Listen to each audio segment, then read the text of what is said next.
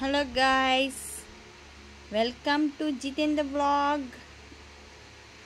ముందుగా ప్రేక్షకులందరికీ వినాయక చవితి శుభాకాంక్షలు. ఆ విఘ్నేశ్వరుడు పిల్లలందరికీ మంచి బుద్ధిని ప్రసాదించి అందరూ ఉన్నత స్థాయికి వెళ్ళాలని కోరుకుంటున్నాను. మా జితేంద్ర బ్లాగ్లో వాళ్ళు వచ్చేసరికి మా అబ్బాయి ట్రై చేశాడండి మట్టి వినాయకుడిని. ఈ సంవత్సరం కొంచెం చూసారుగా వాటర్ కలర్స్ కూడా యాడ్ చేసుకున్నాడు. పెయింట్ స్వామిని ఒక షేప్ ట్రై చేశాడు. దీని మీద మీరు కామెంట్లు కొంచెం పెట్టండి.